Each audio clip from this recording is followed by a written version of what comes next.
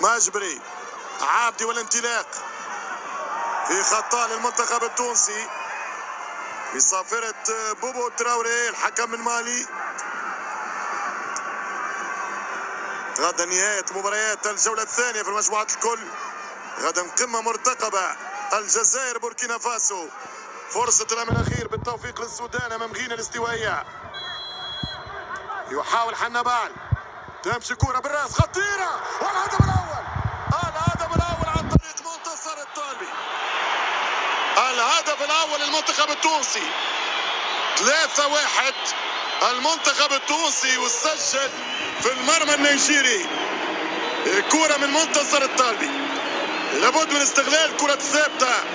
حنبال لمنتصر الطالبي والطالبي جول.